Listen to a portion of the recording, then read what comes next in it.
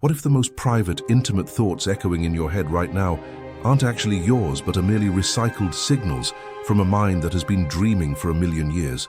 Imagine for a second that your brain is not a generator of consciousness, but a receiver, tuning into a frequency that existed long before you were born and will continue long after you are gone. This changes everything you think you know about who you are.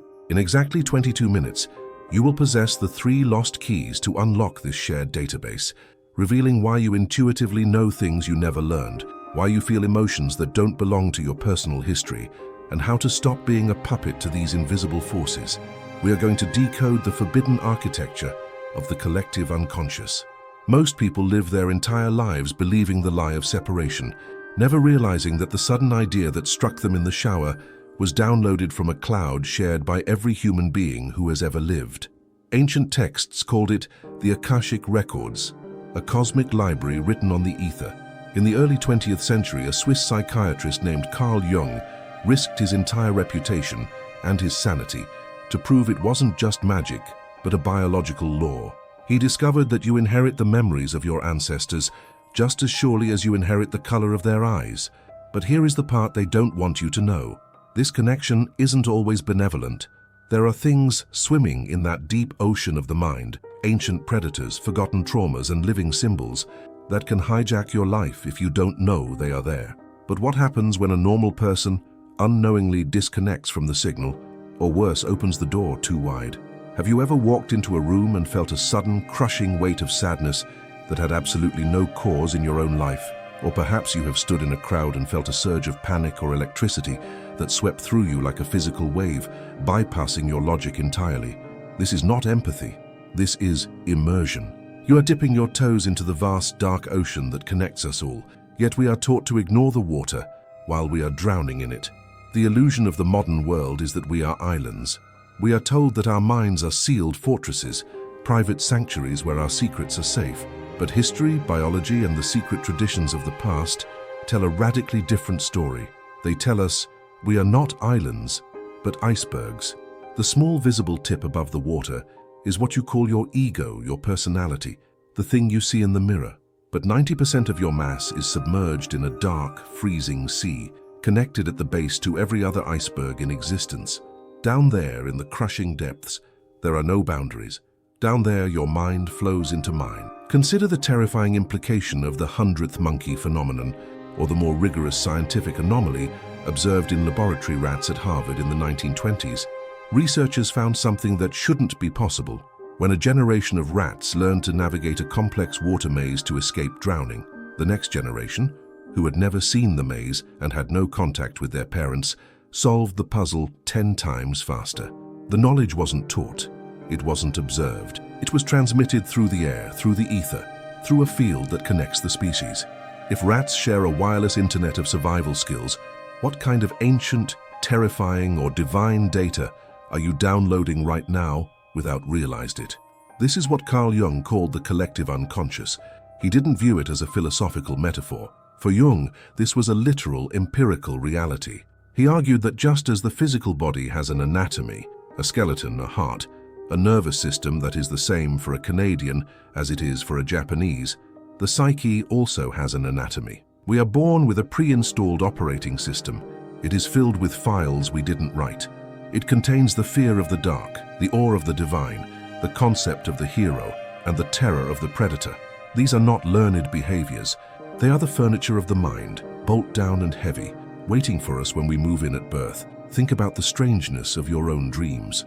Have you ever dreamt of a symbol, a ritual, or a landscape that felt incredibly ancient? Something that looked like it belonged in a Babylonian temple or a medieval manuscript, yet you have never studied history. Jung saw this in his patients every day. Uneducated farmers would describe hallucinations that perfectly matched the secret rituals of the Mithraic cults from 2,000 years ago. How could a man in 1920s Zurich hallucinate the exact liturgy of a dead Roman religion?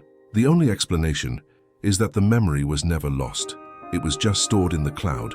But here is the detail nobody talks about, the detail that bridges the gap between mysticism and hard science.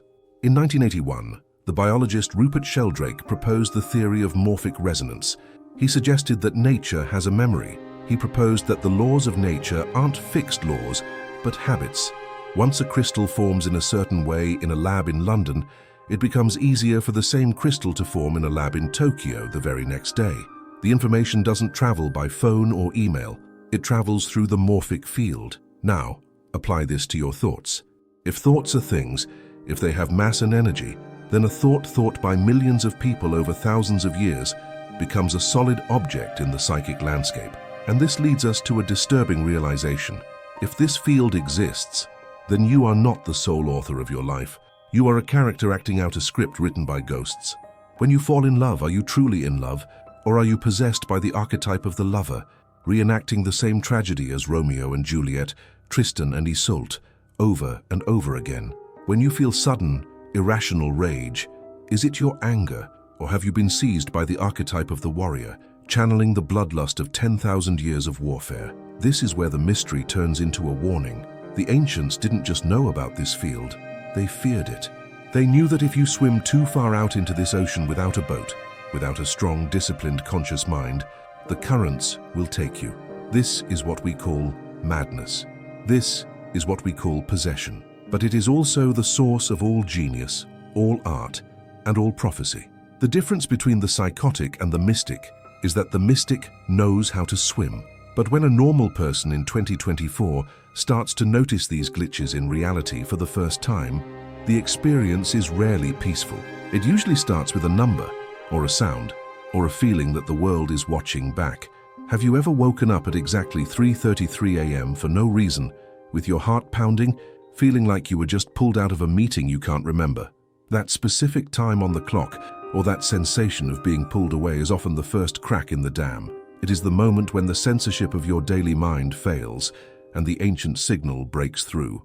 To understand what is happening to you in those moments, we must look at the man who drew the first map of this terrifying territory. In 1913, Carl Jung, the crown prince of psychiatry and the chosen heir of Sigmund Freud, did something that should have destroyed his career. He didn't just study the mad, he decided to become them. He voluntarily induced a state of psychosis to see what lived on the other side of the curtain. For years he sat in his study in Zurich, let go of his grip on logic and allowed the images to come. He recorded everything in a massive, leather-bound folio called The Red Book, a book that was kept hidden in a Swiss bank vault for decades, only released to the public in 2009. The Red Book is not a textbook, it is a chronicle of a descent into hell. In its pages, written in calligraphy and illustrated with terrifyingly detailed paintings, Jung describes meeting entities that were as real to him as you are to me. He spoke with a figure named Philemon, an old man with kingfisher wings, who taught him secrets about the nature of reality that Jung had never learned in any university. This brings us to the most disturbing discovery of the collective unconscious, the autonomy of the archetypes. We like to think that we have ideas, like we have coins in a pocket. But Jung discovered the opposite. Ideas have us. The archetypes are not lifeless concepts floating in your brain. They are living, breathing entities with their own will, their own agenda, and their own energy. Jung called them autonomous psychic factors. Think of them as magnetic storms in the atmosphere of the mind. You don't create the storm, you are weather-beaten by it. When you are possessed by an archetype, you stop being you.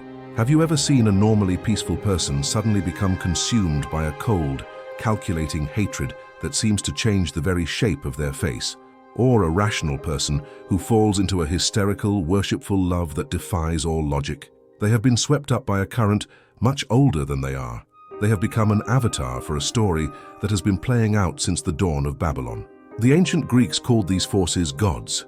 We call them complexes, but the mechanism is exactly the same. You are not the master of your own house. There are other people living in the rooms you keep locked. But here is the twist that usually separates the skeptic from the initiate.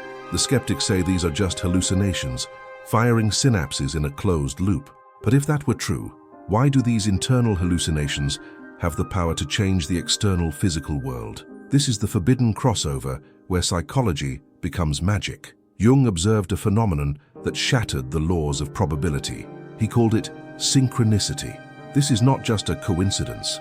A coincidence is when you buy a blue car and then see 3 other blue cars.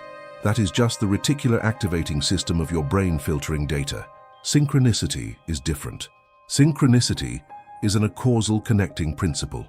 It is when the inner state of your mind and the outer state of the physical world mirror each other so perfectly that the odds are mathematically impossible. Let me take you back to a specific afternoon in Jung's clinic. He was treating a woman who was impossible to help.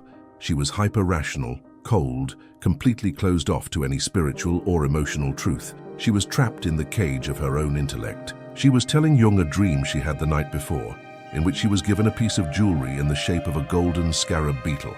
Jung knew the symbolism. To the ancient Egyptians, the scarab was the symbol of rebirth, of the rising sun, of the soul emerging from darkness. But to this woman, it was just a dead insect in a dream. At that exact moment, while she was speaking the words, golden scarab, a gentle tapping sound came from the window behind Jung. He turned around and saw something trying to get in. He opened the window and caught the creature in his hand. It was a rose chafer beetle, the closest biological relative to the Egyptian scarab that exists in Central Europe. It was gold-green, shimmering with the same metallic luster she had just described. Jung turned to the woman, held out his hand with the living beetle crawling on his palm and said, "Here is your scarab." The shock of that impossible moment shattered her rational defenses. The universe had conspired to physically manifest her dream in real time. Her ego broke, and her healing began. But what really shocked the researchers, who looked into this later, was not the story itself, but who Jung was working with to explain it. Jung didn't turn to mystics to explain synchronicity. He partnered with Wolfgang Pauli, one of the fathers of quantum physics and a Nobel Prize winner. In 1952, they published a book together interpreting nature as a psychophysical whole. They proposed that mind and matter are not two different things, but two sides of the same coin, emerging from a deeper unitary reality called the Unus Mundus, the one world. This implies that deep down, below the level of atoms, your thoughts and the chair you are sitting on are made of the same fabric. When you shift the fabric in your mind, the fabric of the world ripples in response. This explains why when you're in a state of high emotional intensity, perhaps during a breakup, a death, or a spiritual awakening, streetlights seem to flicker off as you walk by, or clocks stop, or books fall off shelves, open to the exact page you needed to read. The environment is reacting to the massive discharge of energy from your unconscious. You are effectively bending the simulation with your emotions. The collective unconscious is not just a library, it is a control room. But because we don't know how to operate the controls, we are mashing buttons at random, creating chaos in our lives and calling it bad luck. Now consider the entity that stands as the guardian at the gate of this control room. This is the single most important concept for anyone trying to wake up. Jung called it the shadow. The shadow is not just your evil side. That is a Hollywood simplification. The shadow is everything you are, but refuse to admit.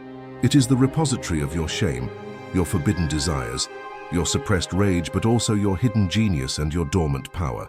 We spend the first half of our lives building a shiny, acceptable persona to show the world, and we shovel everything that doesn't fit into the dark basement of the shadow. But the basement has no lock. The shadow grows in the dark. It feeds on your repression, and when it gets strong enough, it doesn't just knock on the door, it breaks it down. When you see a public figure suddenly destroy their career in a moment of madness, or a religious leader caught in a scandal that contradicts everything they preached, you are watching a shadow possession. They didn't become bad, they became whole, violently. The shadow they tried to hide finally took the wheel. But here is the paradox that breaks the logic common to our culture. We are taught to fight our demons, to cut them out, to purify ourselves. But the Gnostics and the alchemists knew better. They knew that the shadow contains the gold. If you try to destroy your shadow, you become a two-dimensional cardboard cutout of a human being, nice but harmless, virtuous but weak. To become a true mystery hunter, to access the power of the collective unconscious, you must do the one thing that feels most unnatural. You must stop running from the monster and turn around to embrace it. This process is what the medieval alchemists called the nigredo, the blackening. It is the first stage of the great work. It feels like depression. It feels like loss. It feels like you are losing your mind. But in reality, you are just losing your illusions. You are being dragged down into the water to meet the parts of yourself that have been waiting for 1,000 years. But when a normal person in 2024 actually tries to confront their shadow without preparation, the results can be devastating. The mind has a defense mechanism designed to stop you from seeing the truth, a mechanism so sophisticated that it uses your own intelligence against you. Have you ever felt a sudden, irrational dislike for someone you just met, a visceral reaction that made you want to destroy them, even though they did nothing to you? That visceral, burning hatred you feel for a stranger is the most deceptive trick of your own mind. It is called projection, and it is the primary mechanism that keeps the collective unconscious hidden from your view. The psychological law is absolute. Whatever you deny in yourself, you will eventually see coming at you from the outside world. If you deny your own capacity for aggression, you will become paranoid that everyone is attacking you. If you deny your own greed, you will see thieves everywhere. You are not seeing reality. You are seeing your own shadow cast upon the screen of other people's faces. You are living in a hall of mirrors, fighting reflections of your own soul, thinking they are enemies. This individual delusion is dangerous enough, but when it scales up to the level of a group, a nation, or a religion, it becomes catastrophic. This is how the collective shadow operates. Just as an individual has a shadow, humanity as a whole has a shadow, a massive accumulation of all the violence, cruelty, and perversion that civilization has suppressed for 5,000 years. Periodically, this pressure needs a release valve, and because we refuse to integrate it, we project it. We find a group of people, a different race, a different religion, a political enemy, and we unconsciously paste the face of the devil onto them. We convince ourselves that if we just destroy them, the world will be pure. But the impurity was never out there. It was always in here. This is the hidden engine behind every witch hunt, every pogrom, and every war in history. It is a mass psychic possession. The individuals in the mob lose their personal conscience and are swept up by an archetypal force of destruction that feels righteous, holy, and inevitable. They are drunk on the collective shadow. And this brings us to a historical fact that is often omitted from the textbooks because it is too disturbing for the rational mind to accept. In 1918, more than a decade before the rise of the Third Reich, Carl Jung began to notice a terrifying pattern in the dreams of his German patients. Ordinary people, bakers, teachers, housewives, were all dreaming of the ancient Germanic god Wotan, the god of storm, frenzy, and war, a deity that hadn't been worshipped for 1,000 years. Jung realized with horror that the ancient neural pathway was reactivating. The blonde beast was waking up in the collective psyche of a nation. In an essay that reads like a prophecy, Jung warned that the Christian veneer of European civilization was cracking, and the old pagan gods were returning, not as mythological figures, but as psychological diseases. He predicted the catastrophe not by analyzing politics or economics, but by analyzing the weather patterns of the collective unconscious. He saw the storm before the clouds even gathered. This proves a chilling point. The future is already dreaming itself into existence right now, in the dark corners of our shared mind. The headlines of tomorrow are being written in the nightmares of today. So, how do we stop being puppets in this cosmic theater? How do we disconnect from the psychic contagion and reclaim our sovereignty?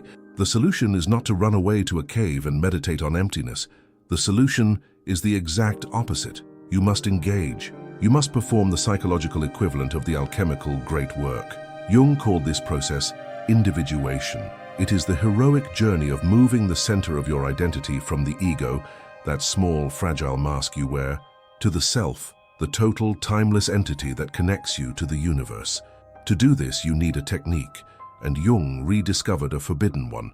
It is called active imagination. Unlike meditation, which usually aims to silence the mind, active imagination aims to converse with it. It involves entering a trance state, eyes open or closed, and deliberately inviting the archetypes to appear. You don't just watch them, you talk to them. You ask the shadow why it is angry. You ask the anima what she wants from you. You treat the figures of your psyche as real, autonomous people, because, in a very strange bioelectrical sense, they are. This practice is dangerous. It is walking the razor's edge between enlightenment and schizophrenia. If your ego is too weak, the images will swallow you, and you will drown in the fantasy. This is what happens to the psychotic who thinks he is Napoleon. But if your ego is strong enough to hold its ground, to negotiate, to integrate the energy without being possessed by it, you achieve something miraculous. You stop being a fragmented collection of conflicting drives and become a unified whole. You turn the lead of your trauma into the gold of wisdom. But the craziest thing happens when you actually try this technique consistently. You start to realize that the inside and the outside are not separated by a wall, but by a filter. And this brings us to a modern scientific concept that validates the oldest mystical truths. In 1954, the author Aldous Huxley, after experimenting with mescaline, proposed that the human brain is not a producer of consciousness, but a reducing valve. He argued that the universe is flooded with an infinite amount of sensory and psychic data, the mind at large. If we perceived it all, we would be overwhelmed and unable to function. We wouldn't be able to hunt for food or cross the street. So evolution designed our brains to shut 99% of reality out, leaving only a tiny trickle of information that is useful for biological survival. This means that the paranormal isn't something unnatural. It is simply what happens when the valve leaks. The shaman, the mystic, and the visionary are people whose reducing valve is more open than average. They are seeing the bandwidths of reality that your brain is aggressively filtering out to keep you sane. The collective unconscious is not somewhere else. It is right here, superimposed over your current reality, vibrating at a frequency your biological radio dial usually ignores. Neuroscientists in recent years have accidentally replicated this state. Studies at Imperial College London using fMRI scans on volunteers under the influence of psychedelics showed that the default mode network, the brain network associated with the ego and the sense of self, doesn't get more active, it shuts down. When the ego goes offline, the brain becomes hyperconnected. Regions that never speak to each other start communicating, and the subject experiences a state of oceanic boundlessness. They physically feel the connection to the web of minds. The science is catching up to the mystics. To see the whole, you must dismantle the self. But knowing the theory is not enough. You need the manual. You need to know how to navigate this web without burning out your neural circuitry. There are signs, specific subtle markers, that indicate when the membrane between you and the collective is thinning. If you miss them, you spiral into chaos. If you catch them, you ride the wave.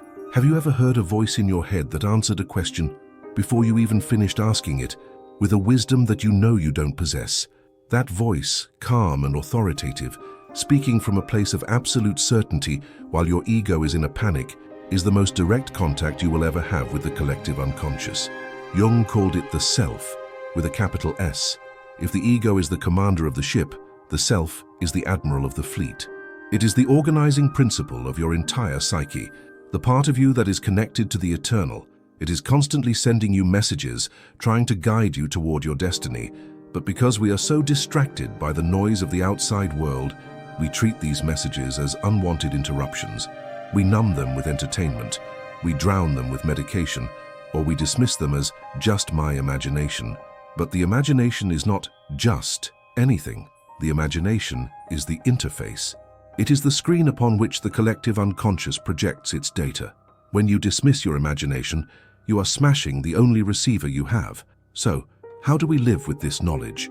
How do we navigate a world where our minds are porous, where our shadows are projected onto our enemies, and where the universe itself is trying to speak to us through beetles and dreams? The path of the mystery hunter is not to retreat from the world, but to engage with it differently. There are 3 specific steps you must take to stop being a victim of the collective mind and start being a conscious participant in it.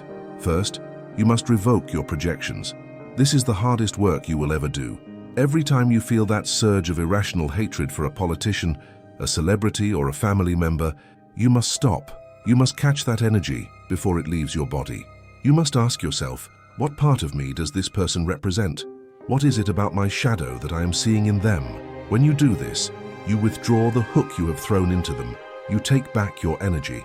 You stop feeding the collective shadow. If enough people did this, if even 1% of humanity did this, wars would become impossible because the psychic fuel that powers them would vanish. Second, you must honor the signal. You must keep a record of the breach. Keep a dream journal. It sounds trivial, but it is the most radical act of rebellion against a materialistic world. By writing down your dreams every morning, you are telling your unconscious, I am listening.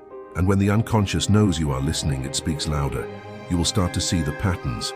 You will see the archetypes playing out in your office, in your relationships, in the news. You will stop seeing random chaos and start seeing the plot of the myth. Third, and most importantly, you must learn to recognize the feeling of the flow. There is a specific frequency of existence where the friction disappears. It is when you are acting in accordance with your true nature, when you are aligned with the self. In this state, synchronicity explodes. Doors open before you touch them. You meet exactly the right person at the right time. This is not luck. This is the universe supporting you because you are finally playing the role you were written to play. You are swimming with the current of the collective unconscious, not against it. The ultimate secret of the Gnostics, the alchemists, and the depth psychologists is that you are not a stranger in this universe. You are not a biological accident struggling for survival on a lonely rock. You are the sensory organ of the cosmos. You are the eyes through which the universe sees itself. You are the ears through which it hears its own harmonies. The collective unconscious is not just a library of the past, it is the womb of the future. It is trying to birth something new through you. The question is not whether the collective mind is real. The question is whether you are brave enough to wake up and take your place in it. The ocean is waiting. The signal is broadcasting. The only variable left in the equation is you. If you have ever felt that click of recognition, that sudden shiver of truth while watching this video, then you have already felt the web vibrating. Don't let that feeling fade. Chase it. Study it. Become the hunter of your own mystery. We have only scratched the surface of the hidden architecture of reality. There are deeper levels, darker secrets, and higher frequencies that we haven't even touched yet. If you want to continue this descent into the rabbit hole, if you want to know what happens when you combine this psychological knowledge with the forbidden history of the Gnostics, you need to watch the video that is appearing on your screen right now. It is the next key you need. I'll see you in the ether. You.